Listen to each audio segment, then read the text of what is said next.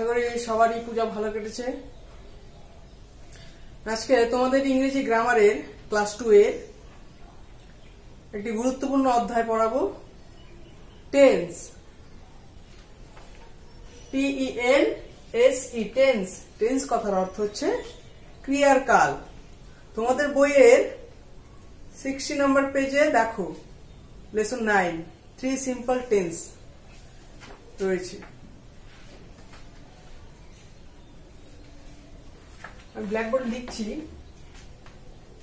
তোমাদের বইয়ের থেকে। প্রথমে রয়েছে আই গো টু স্কুল। আমি একটা করে লিখছি। হ্যাঁ, আই গো টু স্কুল। এই নাম্বার দেখো, এর দুটো রয়েছে, 1 আর 2। প্রথমটা লিখলাম আই গো টু স্কুল, মানে আমি বিদ্যালয়ে বা স্কুলে যাই। আর একটা লিখি হি killed a rat. He killed a rat. সে একটি ইঁদুর মেরেছিল। এটা আমি দিলাম এ, এটা যদি দিই বি, তাহলে C.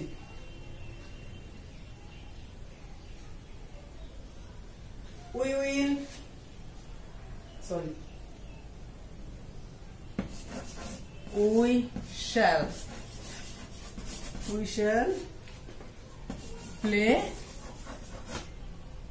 football. We shall play football. দেখো, 3টি সেন্টেন্স লিখলাম আমি এখানে। 3টির অর্থ আলাদা আলাদা। I go to school এর অর্থ হচ্ছে আমি বিদ্যালয়ে যাই। He killed a rat, সে একটি ইঁদুর মেরেছিল। আরেকটা লিখলাম we shall play football, আমরা ফুটবল খেলবো। এখানে আমরা খেলবো, মেরেছিল আর যাই, 3 রকমের কাজ দেখতে পাচ্ছি, তাই না? ক্রিয়ার কাজ।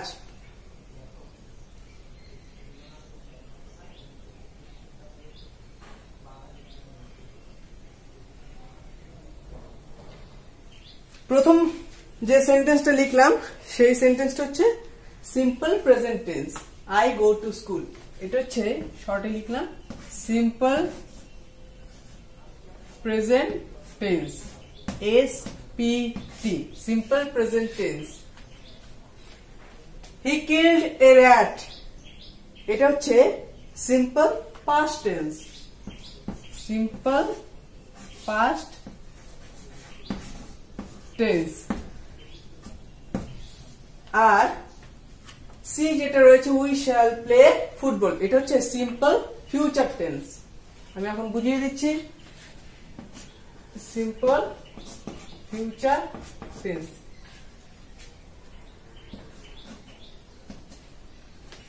এখন দেখো তোমাদের বইয়ে দেখো,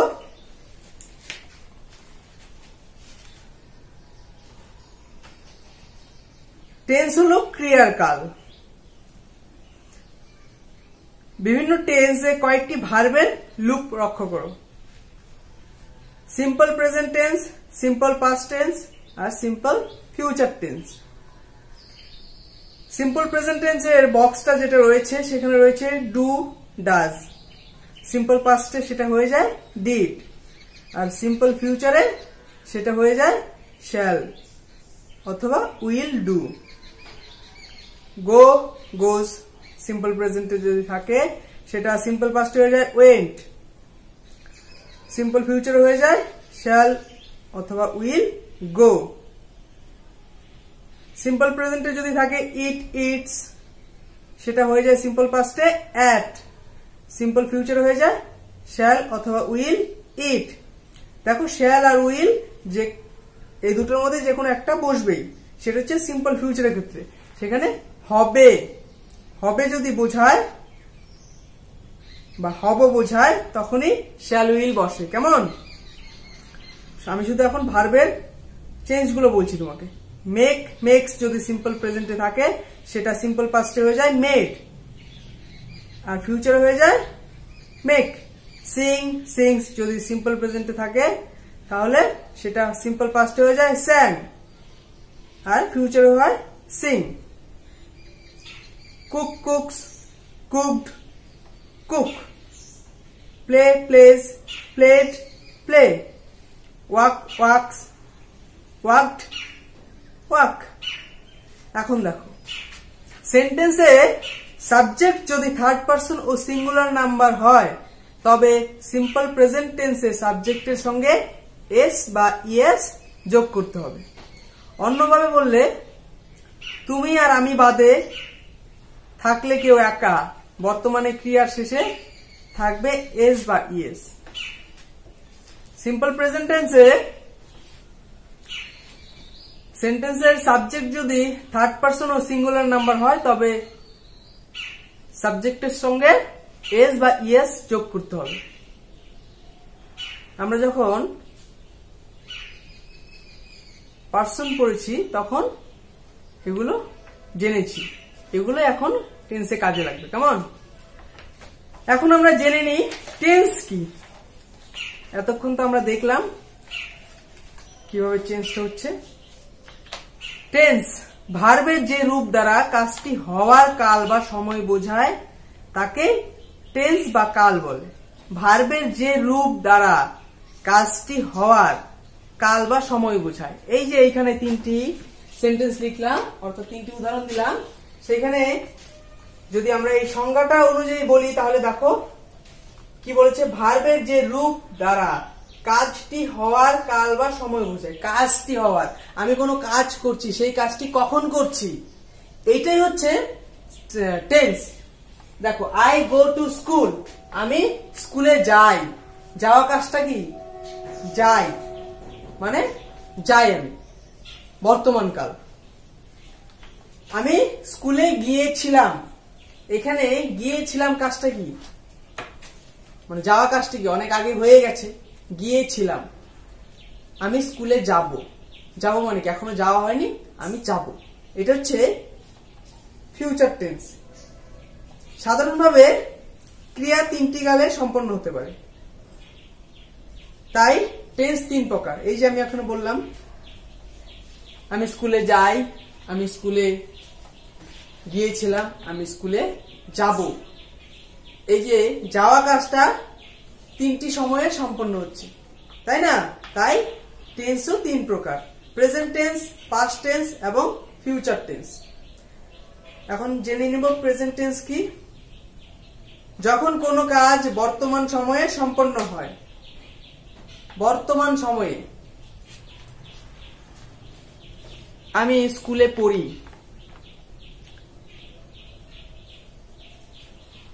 আমি একটি, তোমাদের বইয়ের থেকে বলছি, আমি একটি বালিকা, I M a girl, she is a doctor, তিনি একজন ডাক্তার। রমা সিংস, রমা গান গায়। এখানে দেখো রমা সিংসে একটা জিনিস বুঝিয়ে দিই।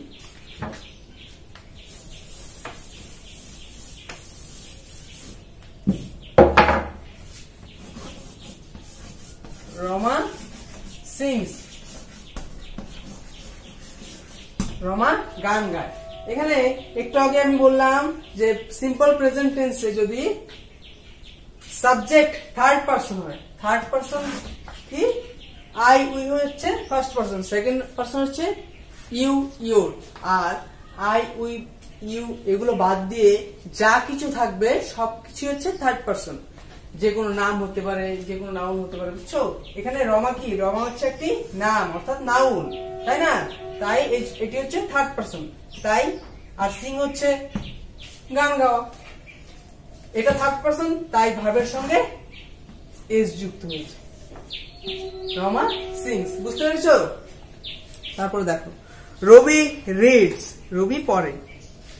উপরে এম, ইজ, সিংস, রিডস, এই যে ভার্বগুলি,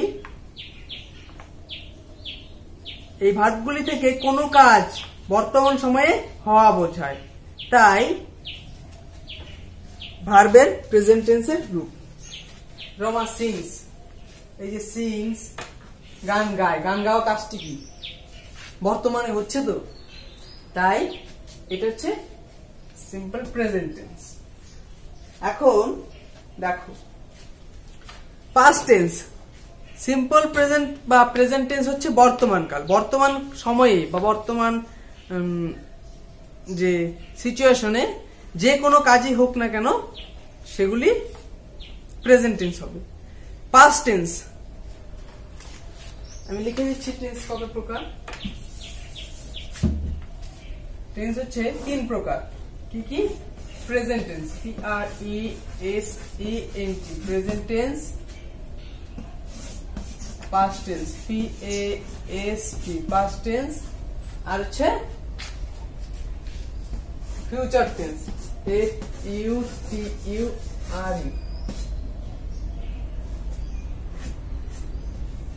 future tense FUTURE future tense. কেমন? প্রেজেন্ট টেন্স মানে হচ্ছে বর্তমান কাল, পাস্ট টেন্স মানে অতীত কাল, আর ফিউচার টেন্স মানে ভবিষ্যৎ কাল। তাহলে এবার জানবো পাস্ট টেন্স, অতীতকালে বা চলে যাওয়া সময়ে, যে সময়টা চলে গেছে। আজকে মানে বর্তমান কাল, যেটা চলে গেছে সেটা হচ্ছে অতীতকাল, আর আগামীতে যেটা আসবে সেটা হচ্ছে ভবিষ্যৎকাল। এটা হচ্ছে একদম সোজা কথায় টেন্স। অতীতকালে বা চলে যাওয়া সময়ে কোনো কাজ হয়েছিল বা ঘটেছিল বোঝাবার জন্য ভার্বের পাস্ট টেন্স হয়। আমরা প্রেজেন্ট টেন্সে পড়েছিলাম শি ইজ এ ডক্টর, তিনি একজন ডাক্তার। এটা যদি পাস্ট টেন্সে হয় তাহলে এটাকে আমরা কি বলবো? শি ওয়াজ এ ডক্টর, তিনি ডাক্তার ছিলেন। আই এম এ টিচার, আমি একজন শিক্ষক, এটা হচ্ছে প্রেজেন্ট টেন্স। এখন আমি যদি বলি আমি শিক্ষক ছিলাম, আই ওয়াজ এ টিচার, এটা হয়ে গেল পাস্ট টেন্স। বুঝতে পেরেছো? এবার ফিউচার টেন্স, কোনো কাজ পরে হবে বা ঘটবে, অর্থাৎ ভবিষ্যৎ সময়ে ঘটবে, এমন হলে ভার্বের যে রূপ হয় তাই হলো ফিউচার টেন্স। কোনো কাজ পরে হবে, আমি একটু পরে ভাত খাবো, খাওয়া কাজটা কি এখন হচ্ছে না একটু পরে হবে? একটু পরে খাবো, তাই তো? তার মানে একটু পরে হবে। তাহলে এই যে ভাত খাওয়া যে কাজটি, সেই কাজটি একটু পরে ঘটবে, তখন ভার্বের যে রূপ হবে সেটা হচ্ছে ফিউচার টেন্সে হবে। যেমন সে বাড়ি আসবে, এই যে আশা কাজটি, সেই আশা কাজটি কি হয়ে গেছে নাকি হচ্ছে নাকি হবে? সে বাড়ি আসবে, তার মানে এই যে আশা কাজটি হবে, এই জন্য she will come home, সে বাড়ি আসবে। এই জন্য এখানে যে ভার্বের রূপটি সেটা হচ্ছে ফিউচার টেন্স। মনে রাখবে ফিউচার টেন্স বোঝাতে ভার্বের আগে শ্যাল উইল বসাতে হবে। ফিউচার টেন্সে কি বসাতে হবে? ভার্বের আগে কি বসবে? শ্যাল উইল, SHALL শ্যাল, অথবা উইল, WILL উইল। যখন কোন সেন্টেন্সে, যখন ট্রান্সলেশন করবে, যখন কোন সেন্টেন্সে দেখবে যে শ্যাল উইল রয়েছে, তার মানে বুঝে নেবে সেটা ফিউচার টেন্সে আছে। কেমন? যদি ক্রিয়ার ফার্স্ট পারসন হয়, সরি, যদি ক্রিয়ার কর্তা সাবজেক্ট ফার্স্ট পারসন হয়, অর্থাৎ আই বা উই হলে ভার্বের ফিউচার টেন্সে ভার্বের আগে শ্যাল ব্যবহৃত হবে। শ্যাল এবং উইল কখন ব্যবহৃত হবে সেটাও ক্লিয়ার করে বলা হয়ে গেল। যখন আই বা উই থাকবে, আই অথবা উই থাকবে ফিউচার টেন্সে, তখন কি বসবে? তখন বসবে হচ্ছে শ্যাল। বুঝছো? যদি ক্রিয়ার কর্তা বা ভার্বের সাবজেক্ট ফার্স্ট পারসন হয়, অর্থাৎ আই বা উই হলে ভার্বের ফিউচার টেন্সে ভার্বের আগে শ্যাল ব্যবহৃত হবে।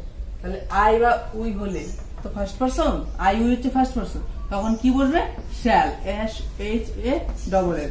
আর বাকি সময়গুলোতে উইল বসবে, কেমন? এই শ্যাল উইল এগুলোকে সংক্ষেপে ডবল এল লেখা হয়, কিন্তু এই যে এইভাবে এটা থাকবে না, মনে রাখতে হবে। তারপরে আই, উই, ইউ এই তিনটি ছাড়া অন্য যে কোনো কর্তা অর্থাৎ সাবজেক্ট, যেমন he, she, it, they, Ram, Rahim, the cow, a goat, a man, এসবই থার্ড পারসন। থার্ড পারসনের একটি বা একজন সিঙ্গুলার নাম্বার হলে ভার্বের সিম্পল প্রেজেন্ট টেন্সে ভার্বের শেষে এস বা ইএস যুক্ত হবে। থার্ড পারসনের একটি বা একজন হলে, থার্ড পারসন সিঙ্গুলার নাম্বার হলে তখন ভার্বের সিম্পল প্রেজেন্ট টেন্সে এস বা ইএস যুক্ত হবে ভার্বের সাথে। এই যে একটু আগে আমি বললাম, উদাহরণটা দিলাম, হি রিডস, সে পড়ে। এখানে হিটা হচ্ছে থার্ড পারসন, তাই না? থার্ড পারসন, তাই ভার্ব যে রিড, যে ভার্বটা পড়া, কোনো কাজ করানো মানে বোঝানো মানেই তো ভার্ব, তাই না? আমি কোনো কাজ করছি, এই কাজ করাটাই হচ্ছে ভার্ব।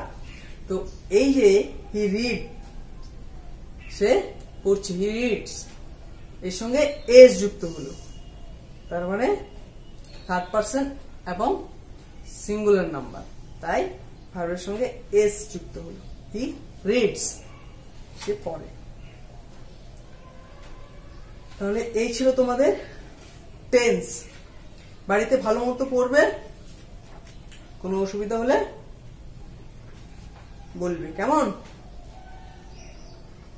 একদম সোজা টেন্স তোমাদের সবসময় কাজে লাগবে, তাই কনসেপ্টটা এখন থেকেই তোমাদের ক্লিয়ার হওয়া বাঞ্ছনীয়। টেন্স তিন রকম, প্রেজেন্ট টেন্স, পাস্ট টেন্স এবং ফিউচার টেন্স। প্রেজেন্ট টেন্স হচ্ছে বর্তমান সময়ে কোনো কাজ হচ্ছে, সে রান্না করে, আমি ভাত খাই, আমি স্নান করি, আমি স্কুলে যাই, এই যে কাজগুলো, এগুলো হচ্ছে বর্তমান সময়ে হচ্ছে। এখন যখন কোনো কাজ হয়ে গেছে বা কোনো এক সময়ে হয়েছিল, হয়েছে, ছিল, যখনই এরকম থাকবে তখনই বুঝবে যে সেটা পাস্ট টেন্স। আমি স্কুলে গিয়েছিলাম, আমি ভাত খেয়েছিলাম, আমি খেলতে ছিলাম, আমি বন্ধুর বাড়ি গিয়েছিলাম, এই যে ছিলাম, তার মানে সেটা হচ্ছে অতীতকালে, মানে অনেক আগে কোনো কাজ হয়ে গেছে, বা চলে যাওয়া সময় বলতে যে সময়টা চলে গেছে সেটাই তো অতীত, তাই না? সেটা হচ্ছে পাস্ট টেন্স। আর ফিউচার টেন্স কোনটা? যেটা সামনে আসছে, আমরা যেটা সম্পর্কে কোনো ধারণা নেই, কি হবে কি হবে না। ভবিষ্যৎ সময়ে, ভবিষ্যৎকালে কোনো কাজ হবে, সেটা হচ্ছে ফিউচার টেন্স। আমি কালকে স্কুলে যাব, আমি ভাত খাবো, আমি ঘুরতে যাব, আমি বই পড়বো, হবে, হব, এই যে ব্যাপারগুলো যখনই থাকবে তখন তুমি বুঝে নেবে যে সেটা হচ্ছে ফিউচার টেন্স। কেমন? একদম সোজা বিষয় টেন্স, কোনো ঘাবড়ানোর ব্যাপার নেই। এই টেন্স থেকে হচ্ছে তোমাদের সবচেয়ে গুরুত্বপূর্ণ ব্যাপার যেটা ট্রান্সলেশন আসবে তোমাদের টেন্স থেকে, তাই টেন্সটা খুব ভালো মতো পড়তে হবে।